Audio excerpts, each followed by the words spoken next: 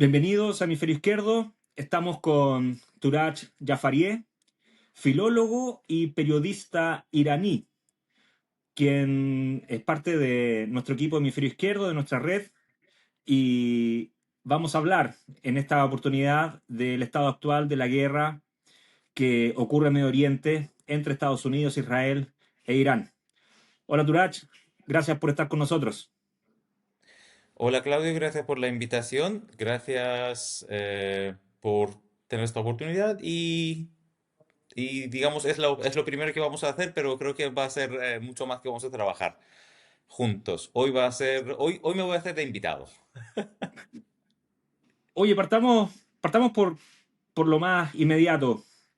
Sí. ¿Cómo, cómo estás viendo la evolución de la guerra? Hemos visto en estos días, ¿no? En la última semana, que ha habido un escalamiento militar.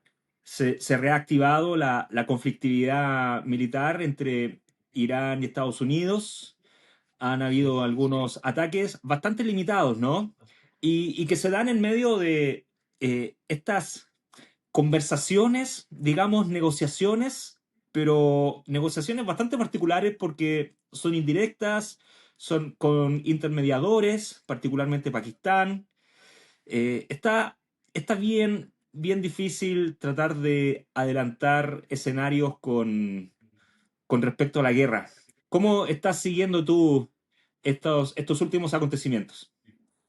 Buena introducción, pues como has mencionado, digamos, estábamos en un periodo de alto el fuego, pero este ha sido bien inestable y bien frágil. Eh, es decir, era un alto el fuego porque ninguno de los dos lados tienen una solución militar para finalizar este conflicto. Pero al mismo tiempo ninguno está logrando los objetivos, Estados Unidos los objetivos con los que comenzó esta guerra y Irán los objetivos con los que se ha planteado una vez que se vio esforzado en estar en esta guerra. Por lo tanto, siempre ha sido un alto el fuego bien frágil y la escalación viene, creo, resultado de una situación que está relacionada con la situación del estrecho de Hormuz, el impasse actual de las negociaciones y los acuerdos. Y digamos, son empujes que están intentando dar uno al otro para ver si pueden cambiar la postura actual del otro lado. En los últimos 24 horas, literalmente hemos visto que Estados Unidos ha bajado un par de drones de Irán en Estrecho de Hormuz, donde Estados Unidos dice que era en defensa, Irán lo considera una violación de alto el fuego porque los drones estaban ahí por temas de seguridad, y a cambio Irán ha atacado un base aérea en Kuwait donde estaban las fuerzas aéreas estadounidenses, y que con este ataque se ha, digamos, destruyó dos drones a cambio estadounidenses, dos MQ-9 Reaper, si no me equivoco. Y también, si no me equivoco, también había 5 heridos, según he visto esta mañana. Pues eso es lo último, digamos, sobre el estado del conflicto actual. Ahora, Dime. sí, mira, en este escalamiento, lo que cuesta entender, a lo menos en la audiencia hispanoparlante, es una disonancia cognitiva que se produce al, al no entender o al no asumir que en esta guerra hay un actor que está siendo pausado, pragmático, racional, cauto, y que lo único que está haciendo es poniendo un esfuerzo por llegar a una negociación, a un tratado que permita detener el conflicto y alcanzar la paz. Bueno, en esa imagen eh, se rompe se rompe esa asociación de esa imagen con Estados Unidos o con la figura de Occidente, el bien, la democracia liberal, la paz, la promotora de la paz, la libertad. Pero no, po. Lo que, lo que estamos viendo es que esa actitud política para alcanzar el ideal de la paz, el respeto, la soberanía, es Irán. Eh, ¿cómo, cómo estás viendo tú como iraní? esta, esta situación? Porque supongo que para ti no genera mayor conflicto pensar que o ver que Irán es el que está promoviendo la paz y no Estados Unidos. Mira, yo creo que el tema va un poco más allá de promover la paz. Yo no creo que Irán necesariamente ahora también está promoviendo la paz o los valores. Yo creo que el tema, como dices tú, esos son temas con los que nos vendían los conflictos anteriores, la liberación de Irak, la liberación de Libia, de Siria. Y como esos conceptos a día de hoy, digamos, son conceptos demasiado usados, el público no lo acepta. Por lo tanto, aquí estamos hablando de que Estados Unidos claramente declara que eso es para poner fin a las ambiciones nucleares de Irán y también reducir su capacidad como un poder regional. Y Irán definitivamente no acepta esta visión. Teherán no está de acuerdo con esta visión. Eh, pero, sin embargo, acercan a este conflicto con visiones distintas y ahí es lo que estás mencionando. Estados Unidos buscó una solución militar para poner fin, digamos, como dice Trump, al problema de Irán, con el que todos los presidentes anteriores estadounidenses han tenido que enfrentarse. Sin embargo, Irán no quería un enfrentamiento militar, pero una vez que se vio obligado a defenderse, actualmente mantiene la postura y si hace falta va a seguirlo, es decir, no se va a entregar y no va a ceder de su postura, especialmente ahora vamos a hablar un poquito más adelante cómo ha avanzado esta guerra también. Al Irán actualmente, en la situación actual, en su postura geopolítica y militar, está mucho mejor de lo que estaba antes del comienzo de la guerra. Por lo tanto, Irán no se ve obligado a ceder. En otras palabras, esta guerra ha fortalecido la posición de Irán en la situación actual. El motivo por el que estoy planteando, lo siento esto, es porque hay mucha diferencia entre poder y la capacidad de proyectar el poder. Esos son dos elementos totalmente separados uno del otro. Uno puede proyectar el poder hasta el momento en que se ve obligado a usar este poder. Y eso también aplica al poder militar. Una vez que uno usa este poder, ya se ven las limitaciones y las capacidades de este poder y por lo tanto el del otro lado digamos, ajustar su postura. Em, Antes del comienzo de esta guerra, sabemos que Irán estaba en negociaciones con Estados Unidos. Es decir, las negociaciones empezaron el año pasado, que terminó en mitad de las negociaciones con un ataque estadounidense israelí a Irán. Rompió la confianza de que no había aún más. Eh, Esta guerra terminó después de 12 días y entraron en negociaciones nuevas y según entendemos en esas negociaciones Irán estaba dando muchos puntos a Estados Unidos para poder lograr un acuerdo y para poder mover adelante. Eh, Mi análisis es que también un poquito conociendo, digamos, la psicología pública, al menos de Donald Trump, el hecho de que Irán está ofreciendo tantos puntos lo vio como una debilidad y también está el elemento de Israel, Benjamin Netanyahu y el proyecto que estaban promoviendo no solo a Trump, a todos los presidentes estadounidenses, lo hemos visto una y otra vez, asesores de expresidentes estadounidenses diciendo que esto se ha presentado a todos los presidentes estadounidenses, solo que ninguno lo aceptó, que va a entrar en una guerra directa con Irán. Trump tomó esta postura de Irán como un punto de debilidad y tomó la decisión bajo condiciones que sea ahora convencido por otro lado o por su propia convicción que un ataque militar ahora va a terminar con un derrocamiento del gobierno, con un cambio de gobierno o y un- una transición de poder quizás estilo Venezuela. Sin embargo, eso no se realizó y a cambio, yo creo que para sorpresa de todos nosotros vimos que Irán pudo dar una respuesta muy contundente al mismo nivel. Es decir, las primeras semanas de la guerra no había mucha claridad sobre qué es lo que se está ocurriendo cuando empezaron a aparecer, digamos, imágenes de satélites no estadounidenses, nos dimos cuenta que Irán efectivamente está atacando con la intensidad que está declarando y las imágenes de satélite que publica en sus redes no son IA, son reales y que por la misma cantidad de bombas que habían echado a Irán, Irán había atacado a las bases, a las bases militares estadounidenses en la región, instalaciones de los países del Golfo que apoyaban, digamos, la invasión militar y también bases militares y objetivos estratégicos en Israel.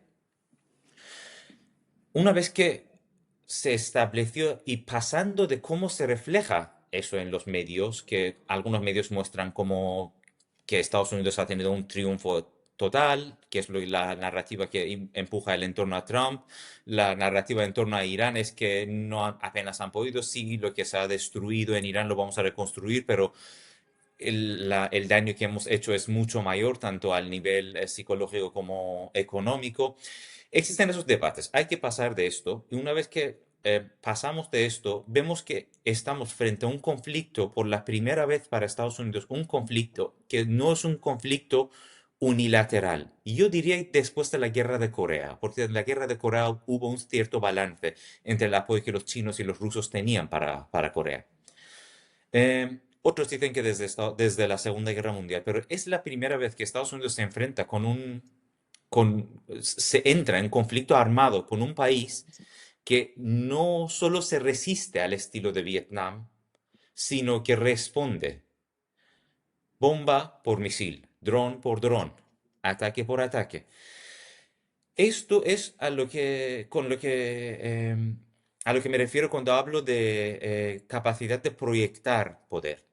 Si antes en las negociaciones se veía a Estados Unidos un país que pueda atacar y destruir a Irán, o quizás una invasión terrestre y tomarlo, y es una cosa que muchos de nosotros lo considerábamos algo posible, una vez que comenzó la guerra y había pasado 2 semanas, ya las limitaciones de este poder militar se han demostrado.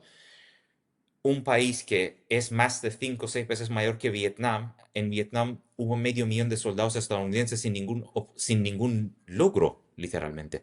¿Cómo vas a tomar un país que es 5 o 6 veces más grande? Un país que es el tamaño de Europa occidental entero, un altiplano, un terreno muy difícil de cruzar, con 93 millones de personas, y con un ejército bien grande que ni siquiera está activo actualmente, solo parte de las Fuerzas Armadas de Irán, que eso es IRGC, que está en este conflicto.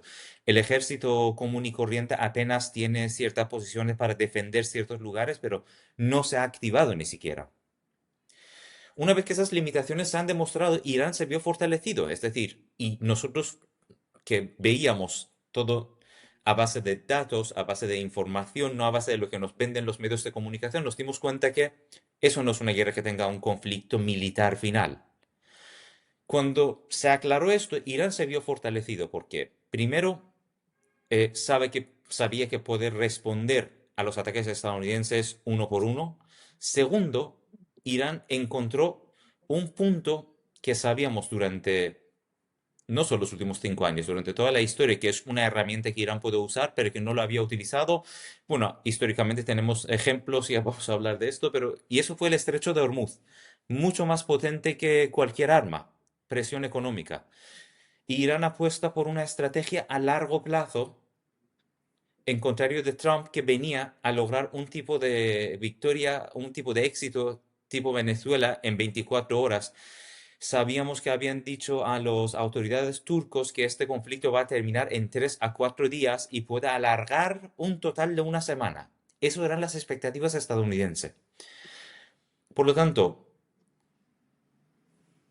cuando enfrentamos a esto, Estados Unidos no puede sentar en la mesa de negociaciones con Irán proyectando el mismo poder que tenía antes de las negociaciones. Eso ha debilitado la postura de Irán de Estados Unidos, lo siento, en las negociaciones y, digamos, ha fortalecido la postura de Irán. Por lo tanto, Irán no se ve en ninguna necesidad de ceder en su postura política en esas negociaciones.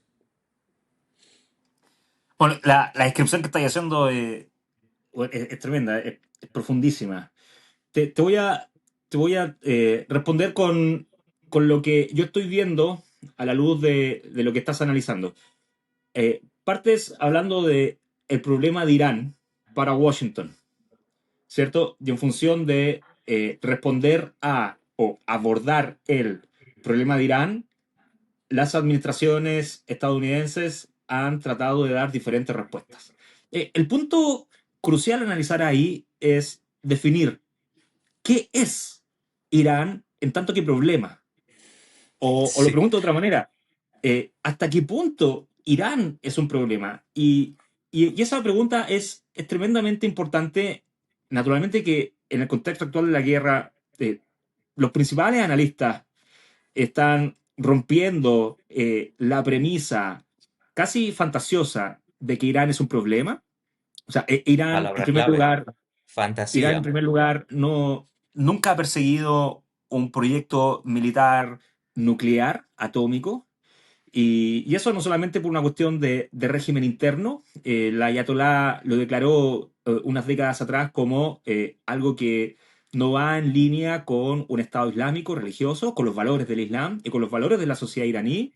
Y en segundo lugar, lo más importante, o igualmente importante, es que en el aspecto internacional, Irán está suscrito al Tratado de No Proliferación Nuclear, a diferencia de Israel, a diferencia de Estados Unidos.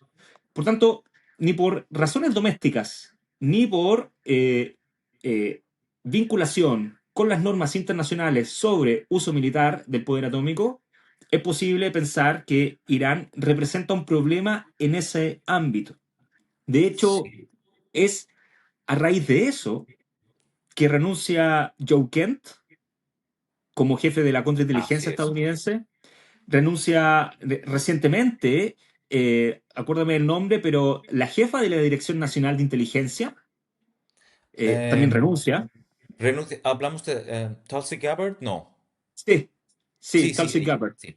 Tulsi Gabbard, sí. Ella Bueno, ella estaba renuncia también. bajo mucha presión también por parte de Trump, porque a Trump no le gustó, digamos, cómo defendió el ataque a Irán en el Congreso estadounidense. Por tanto, Bueno, y ciertamente, y lo hace porque Tulsi tiene antecedentes, al igual que Joe Kent, respecto a sí, que no había justificación estratégica para ella iniciar hizo la una declaración guerra el año pasado que contra Irán Irán. no es una amenaza para la seguridad nacional de Estados Unidos de manera ni inmediata ni de mediano plazo.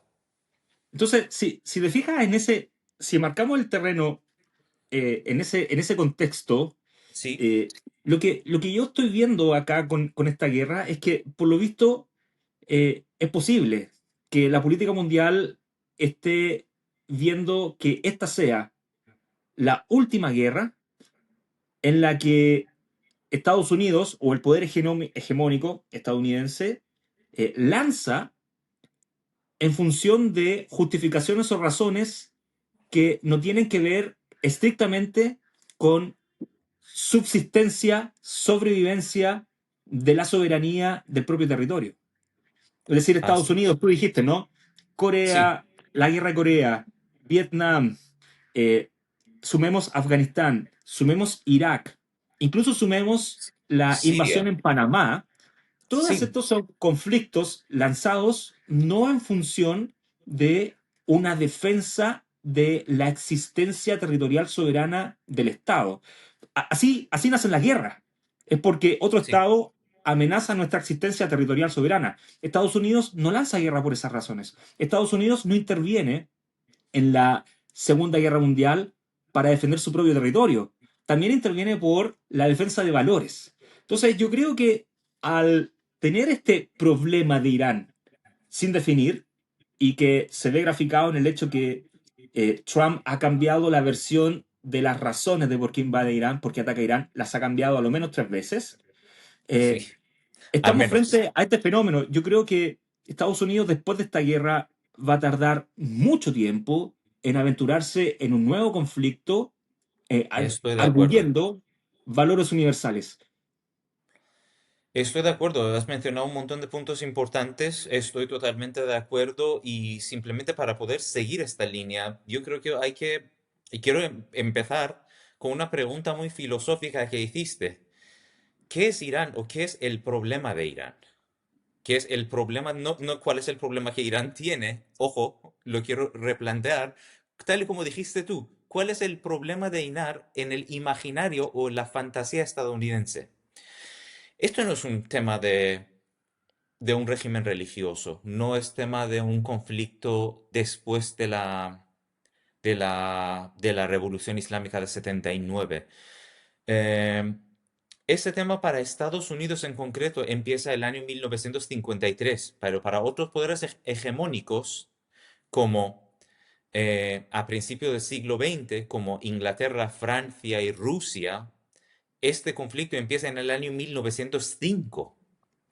Y hay que poner un poquito de contexto a esto para poder explicar de dónde viene este problema es decir, dónde está ese problema de Irán que todos los presidentes estadounidenses les ha quitado el sueño. Es es un problema que un tanto está basado en la realidad geopolítica y la realidad histórica de lo que es Irán, y a base de esto se genera una fantasía que trae justificaciones como es un estado radical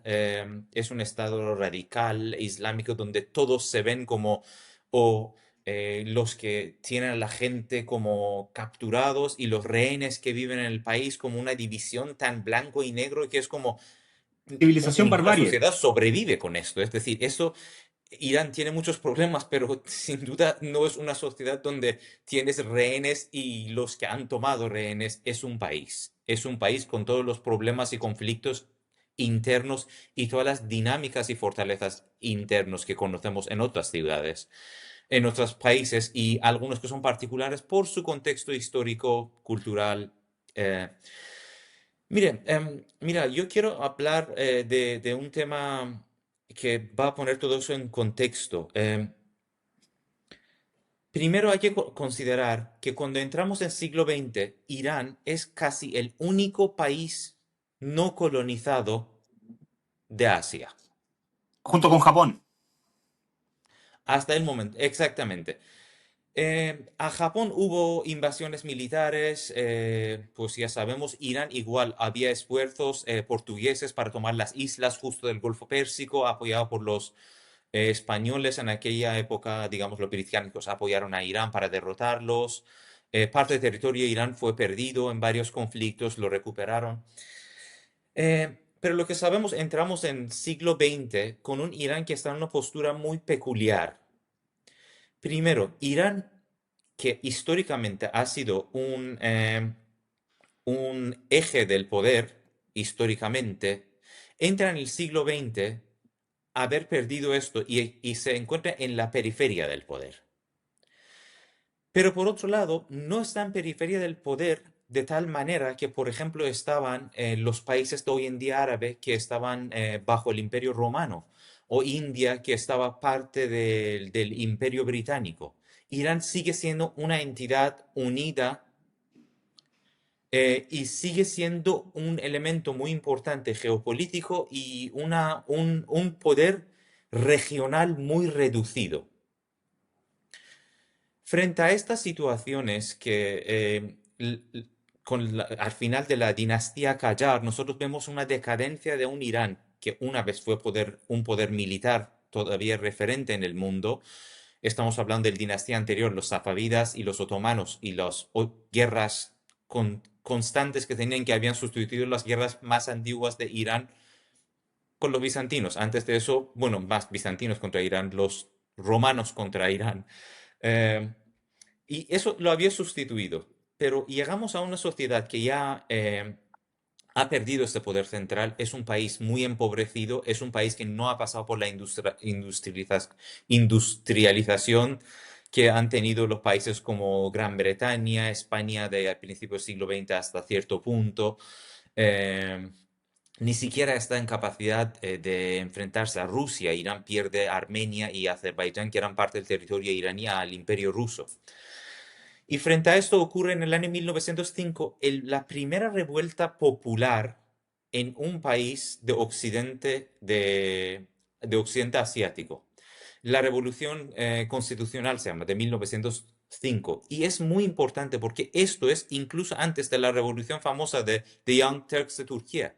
Eso ocurre en 1908, 3 años después. Son dos poderes regionales que ya se ven en periferia del poder y que no son capaces de competir con los rusos, con los franceses, con los británicos, con los españoles. Y ahí es cuando empieza en Irán en 1905 y en Turquía en 1908.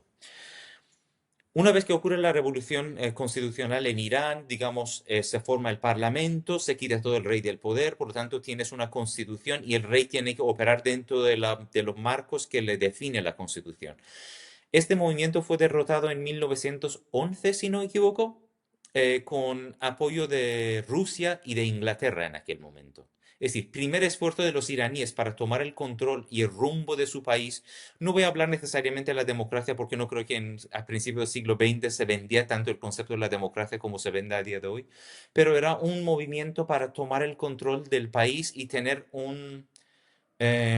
poder tener partícipe en la toma de las decisiones y que eso no esté solo en manos de un monarca, derrotado por los países occidentales. Y esto continúa. La dinastía Qajar se cae, la Segunda Guerra Mundial, Irán fue tomado parte de territorio por parte de los rusos, sur por parte de Inglaterra, donde, em, digamos, estaban llevando comida para poder a la frente de la guerra, lo cual causó una hambruna en Irán. Murieron entre 6 y 8 millones de personas porque la comida no llegaba a los iraníes, se llevaba para el consumo de la fuerza, del ejército ruso y el ejército británico en la Segunda Guerra Mundial. Una vez terminado ese conflicto, empezamos con una nueva dinastía, que es la dinastía Pahlaví, el Shah padre y el Shah hijo. Eh, Al final de esto, otra vez el parlamento empieza a tomar cierto poder. Tenemos el primer ministro Mossadegh, quien tiene más popularidad y más poder en el ejército. Si tiene poder militar, tiene poder económico, tiene poder popular y un gran apoyo popular. Y también es un iraní que se ha estudiado en Inglaterra, un doctorado en ley. Nosotros le llamamos doctor Mohammad Mossadegh, no el primer ministro. Por lo tanto, conoce cómo funciona el mundo. Y él declara, y en aquel momento, él, digamos, toma más poder que, digamos, el rey, y declara, después de intentar negociar con Inglaterra, el British Petroleum de hoy en día, que en aquel momento se llamaba The Anglo-Iranian Oil Company, la empresa petrolífera anglo-iraní, de donde estaban sacando la mayor parte de petróleo de aquel momento del mundo, porque Irán era el país más avanzado y tenía ferrocarril, tenía puertos y era más fácil sacar de Irán que otros países, a pesar de que se sabía que en otros países del Golfo hay petróleo. Irán intenta renegociar este acuerdo porque Irán está ahí recibiendo entre 3 y 5% de lo que se saca. Cuando no llegan a acuerdo, Irán declara sus recursos nacionales declara sus recursos naturales como recursos nacionales. Enseguida ocurre el golpe de Estado, Operation Ajax, Operación Ajax, que está esta vez dirigido por Gran Bretaña y Estados Unidos. Y es ahí que Estados Unidos por la primera vez se crea para él mismo el problema de Irán. Eso termina con un parlamento que otra vez no tiene ningún poder y la vuelta del Shah hijo como una monarquía absolutista, a pesar de que el parlamento se mantiene, pero el parlamento literalmente está muy alejado del poder. Y eso es la segunda vez que Irán intenta tomar el rumbo del país en sus manos y otra intervención occidental extranjera y que separa esto. Y eso se queda como una trauma social para los iraníes. Yo creo que la revolución de 1979 era un movimiento hasta cierto punto reaccionario frente a la trauma de 1953 y el tema del golpe de Estado de 53. Y el golpe de Estado de 53 es muy interesante porque es el primer golpe que Estados Unidos organiza y ve qué tan eficaz es. Y es literalmente la receta que en 1973 aplican al Chile de Allende y a un montón de países latinoamericanos. Todos los golpes de Estado que se han planteado en continente de Américas por parte de Estados Unidos es a base del primera prueba y primer éxito, que es 1953 en Irán. No vas a encontrar otro antes de eso. Eso fue la primera prueba y primer éxito. Ocurre la revolución de 1979 como una respuesta a una trauma nacional, lo cual mejora la situación en ciertas cosas, empeora, y enseguida, ¿qué es lo que ocurre? Un año más tarde, invasión de Saddam Hussein desde Irak a Irán con apoyo total estadounidense. otra vez se para el proyecto de tomar el control del poder. ¿Y qué es lo que ocurre en una guerra? Los que responden, los que tienen mayor fuerza militar, los que son más radicalizados suelen tomar el poder. Por lo tanto, la radicalización del Estado iraní es un resultado hasta cierto punto de 8 años de invasión iraquí a Irán que ocurre con un apoyo total estadounidense y parcial europeo. Alemania, Francia, Inglaterra vendían armas sin esconderlo a Saddam Hussein. Y empleo de armas químicas, ¿no? Y el empleo de armas químicas, efectivamente. Y luego el empleo de armas químicas que se vendió a Saddam Hussein y se usó contra Irán y que luego llevaban los soldados iraníes que habían recibido que fueron, Y ojo, digamos, y víctimas de esas paréntesis, armas químicas, los llevaban a Alemania principalmente para ver si los pueden curar. Y era literalmente un experimento.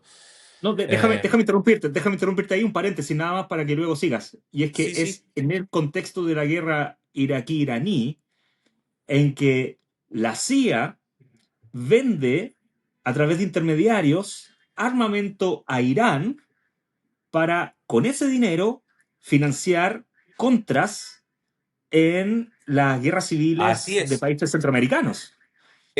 No, Yo creo que cierro el paréntesis, no vamos a sigue con... expandir esto mucho, pero No, es claro, que no. Por eso, el pero concepto, solamente el yo paréntesis. recomiendo a los oyentes que por sí busquen sobre el tema de Irán contra, porque Irán tiene su ejército de Estado, Irán tiene un ejército que está a base de fuerzas armadas estadounidenses y le faltan misiles. ¿Y cómo lo financia? Y Estados Unidos tiene un conflicto en Siria y en Líbano. Irán negocia con ellos para terminar este conflicto. A cambio de esto, Estados Unidos entrega armamento nuevo a Israel y Israel vende sus armamentos antiguos a Irán porque ambos tenían mismos aviones F-14, F-4 y Irán adquiere a través de Israel y con mediación, creo que de Egipto, si no me equivoco, por eso digo, hay que buscar, no lo tengo todo. Es una cosa súper complicada. Financian y esos misiles llegan a Irán y con este dinero que no tiene que declararlo CIA al Congreso, es con lo que financian los contras en Nicaragua, Estados Unidos, contra el gobierno nicaragüense. Es decir, al mismo tiempo que Estados Unidos estaba empujando una guerra financiando a Irak, tomaba el dinero iraní, ofreciéndole armas vía Israel para poder tener un dinero no calculado para financiar los contras en América. En política internacional todo siempre ha sido enlazado. Ha sido, es y sigue siendo. A día de hoy también, y creo que estamos alejando, pero a día de hoy también vemos el Sí. tema de cómo las Fuerzas Armadas eh, colombianas se está utilizando en conflictos en África con financiación de Emiratos Árabes. Un reporte de Human Rights Watch de hace pocos días, de hecho, lo revelaba. Sí, un tema muy interesante para los oyentes para que lo busquen. A lo que me voy, Irán es una nación, Irán no es un problema, Irán no es una nación formada de manera artificial después de la Segunda Guerra Mundial. Irán es una entidad cultural, política que ha existido 2500 años y seguirá existiendo. El problema de Irán se genera a base de intervenciones continuas occidentales y a partir de 1953 estadounidenses para poder controlar a Irán, para no convertirse otra vez en un poder regional quien toma control de sus recursos. ¿Y qué es lo que estamos ahora en debate? Irán como un poder geopolítico que controla el estrecho de Hormuz y otra vez tiene control de recursos de energía del mundo. Eso era el conflicto, por lo tanto, es muy difícil entender cómo Trump pudo abrir una situación en la que Irán puede volver a ejercer esto, mientras que no lo había ejercido. El estrecho de Hormuz estaba ahí de toda la historia y Irán más o menos tenía control de esto durante 2500 años de la historia y nunca fue cerrado. Sin embargo, tazas sí que lo tomaban y el nombre de estrecho viene de ahí, el rey Hormuz de la Imperio Sasánida, que después de varias invasiones romanos va y toma parte del sur del estrecho de Hormuz y ahí pone una bastión y dice que los barcos romanos no pueden hacer negocio con los árabes en la región mientras no haya paz y logra un acuerdo de paz con términos que él eh, planteó. Y creo que también después de eso, por un periodo, también cobraban tazas por la entrada y por la seguridad a los barcos que entraban para hacer sus negocios. Mira, bueno, lo que estás planteando, déjame analizarlo o desmenuzarlo o usando algunos conceptos teóricos de las relaciones internacionales porque me parecen muy pertinentes. Pero Porque yo aquí estoy narrando y tú eres quien analiza, así que adelante. lo, lo primero para complementar lo que estás diciendo respecto a la historia moderna, la historia política moderna de Irán, ¿no? Desde 1905 hasta la actualidad. De hecho, el antecedente de 1905 nunca me lo habías comentado. Y me parece que es revelador. Eh, te lo planteo, te lo destaco en el contexto de este debate reciente que hubo en Estados Unidos entre John Mearsheimer, Stephen Waltz, por un lado, dos teóricos de las relaciones internacionales Pertinentes. estadounidenses, versus Mark Pompeo y otra, no me acuerdo el nombre de la otra persona, pero que es característica o se identifica con el lobby Un israelí neocon en Washington. estadounidense o un neoconservador estadounidense, Sí, efectivamente. no, no, y no solamente neoconservadora, sino que públicamente adherente a el lobby israelí en Washington. Bueno, entonces, en este debate, Walt y Mearsheimer entregan muchos de estos antecedentes políticos históricos en los Así que es. Estados Unidos ha intervenido. Entonces, este momento de 1905 que tú agregas, me parece que es sustancial para trazar en el más largo plazo esta trayectoria de la Así. formación política moderna del Estado iraní. Hay un Ahora, motivo que eso no lo escuchas en palabras de alguien como Mearsheimer o Waltz, a pesar de que no tengo dudas que lo conocen. Y es porque en 1905 Estados Unidos no es un hegemón. Estados Unidos no es un poder internacional. Lo son Rusia e Inglaterra y por eso ellos intervienen. Y Francia y Portugal y España hasta cierto punto todavía se mantienen con cierta palabra, bueno, mantienen su palabra. de Por hecho, eso es lo que no se menciona, pero efectivamente esto empieza en 1905. bueno, para allá voy, en mi segundo punto. El segundo punto que revelas en tu análisis es a partir de la guerra iraquí-iraní, a partir del el golpe de Estado en Irán en 1953. Ese tipo de eventos lo que marcan, a mi juicio, es que ya hacia 1953, ya después de la guerra en Corea, 1953, golpe de Estado en Irán, lo que estamos viendo es que es hacia esta época en que Estados Unidos busca consolidar una hegemonía internacional que vaya más allá de lo que comúnmente llamamos el patio trasero estadounidense, que Así es es. básicamente el Caribe, el norte de América del Sur, Colombia, Venezuela, más toda la región del Caribe. Y digo Sí. esto como chileno porque, visto desde esa perspectiva, el golpe de Estado en Chile no es una práctica estadounidense encasillada estrictamente dentro de la lógica de la doctrina Monroe o de la ambición estadounidense de asegurar su hegemonía en el patio trasero. No. O sea, toda esta historia que tú estás narrando en Irán, lo que viene a conformar es que el golpe de Estado en Chile es parte del ejercicio político estadounidense por ejercer eh, poder político, hegemonía política, ya más allá de sus fronteras continentales. Entonces, el golpe de Estado chileno, el golpe de Estado iraní, de cierta manera están interconectados en una forma de entender la Sí. política exterior estadounidense que cambia después de la Segunda Guerra Mundial. Bueno, y el tercer punto que me hace reflexionar o que me hace traer al frente es sobre lo que representa hoy día la guerra en Irán en el contexto de la política mundial. Sí. Y esto lo hemos conversado antes. Tú Sí. hablas de Irán como un poder que le hace frente militarmente a Estados Unidos.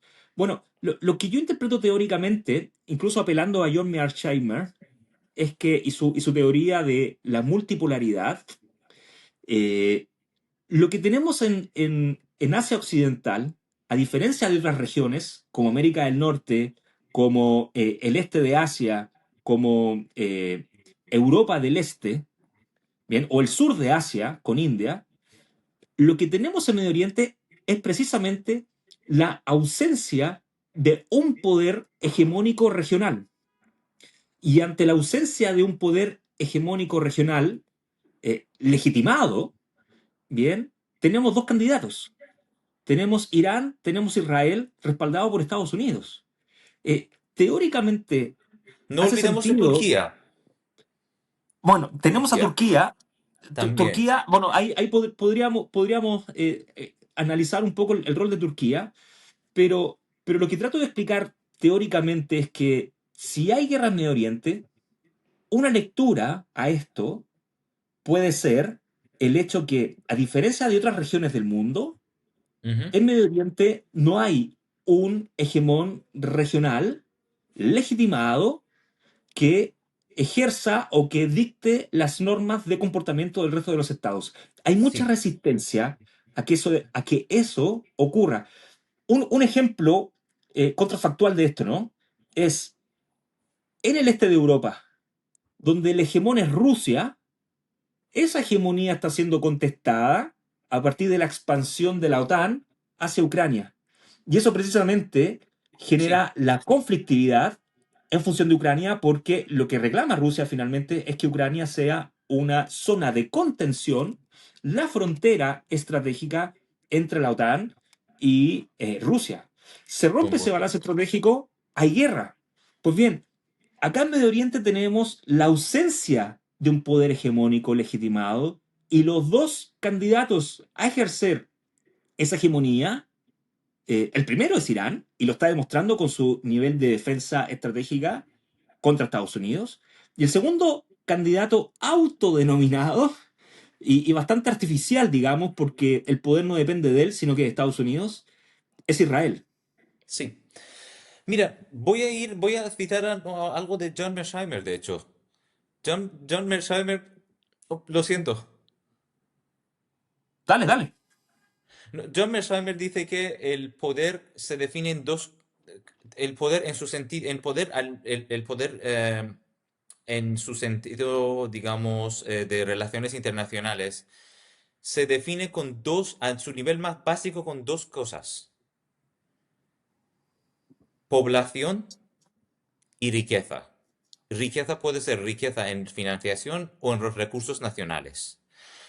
Em, La población, hablemos de la población. Irán tiene 93 millones de personas y Israel tiene 7,5 millones, si no me equivoco, muchos de ellos con doble nacionalidad que frente a un conflicto pueden salir del país, mientras que ahora Irán lleva cuántos meses en guerra. Compáralo con otras guerras que hemos visto en Occidente, en Asia Occidental. ¿Has escuchado hasta ese momento de un crisis de refugiado iraní? La gente sigue en el país, sigue su vida. Eso no es Irak, eso no es Siria. Al Y contrario, otros, y Irán otros son los es, recursos, y otros son Irán recursos recibe refugiados. ¿Perdona? Irán recibe refugiados, no al revés. No, Y te Irán interrumpo es uno de solamente los para. países, Irán es uno de los mayores receptores de refugiados desde el comienzo, desde la mitad del siglo XX en el mundo. Porque Irán ha sido un país relativamente siempre estable, con países con mucho conflicto y mucha inestabilidad en el alrededor. Em, Y los segundos son recursos naturales. Otra vez los recursos naturales que Irán tiene no se comparan con lo que tiene Israel. Ahora Israel sí que está un país bien avanzado en temas tecnológicos, no hay que descartar esto. Pero yo creo que ahí, como dices tú, la hegemonía de Israel se puede consolidar a base de un poder estadounidense, con un respaldo estadounidense, no a base de a base de un Estado-nación que existe y que se basa y se basta con sus propios recursos. Sobre el tema de un hegemón que estás hablando, De hecho, de esto creo que es súper importante para Estados Unidos en 1953 poner al Shah en Irán y tener y controlar a Irán. Eh, para Estados Unidos, el tema de controlar a Irán principalmente era un tema de controlar el comunismo en Asia, que se había expandido a Corea, a Vietnam, y que el este asiático se veía como fuera de sus manos, por lo tanto, eso era la línea de la defensa para ellos. Y por eso fue que también el gobierno del Shah de Irán fue muy brutal con los pensadores y los activistas de izquierda. Eh, hay un tema que hay que plantear y es cómo es la relación históricamente Europa o a día de hoy occidental con Asia. Y con eso hay que analizar, porque si fijamos en la historia, los grandes colonizadores han sido los europeos, ¿sí o no? Es decir, la expansión ha sido parte de la cultura, lo siento, cultura, parte de la política, digamos, internacional europea post-ilustración. Primero revisemos cómo es cuando Europa se expande hacia el occidente, hacia el continente americano. Toma el territorio, termina con los imperios grandes que hay, los incas, los aztecas, toma el territorio, una limpieza étnica de los pueblos originarios de ahí y se establecen colonias occidentales en Américas. Cuando se marchan hacia el sur, hacen algo quizás más terrible a África. No solo colonización, sino también el uso de mano de obra africano en forma de esclavos en continentes americanos. Empiezan a trasladar personas, literalmente robarlos de sus casas y llevarla a otro continente para trabajar, porque ya habían terminado con mayor parte de la población originaria de Américas, por lo tanto llevaban la mano de obra que no quieren llevarlo desde Europa, desde África. Pero ¿qué ocurre cuando los europeos, históricamente, desde la época de los romanos, marchan hacia el este? Yo eso lo defino de la siguiente manera. Las ambiciones expansionistas europeas durante la historia siempre han sido derrotados al chocarse contra el altiplano iraní y sus habitantes y sus gobiernos, ya sean imperios o el estado actual iraní. Y eso simplemente mirando a un mapa se ve, porque tú para cruzar al continente asiático o tienes que pasar por el sur del mar Caspio, territorio de Irán, o tienes que pasar por el norte del mar Caspio, Rusia.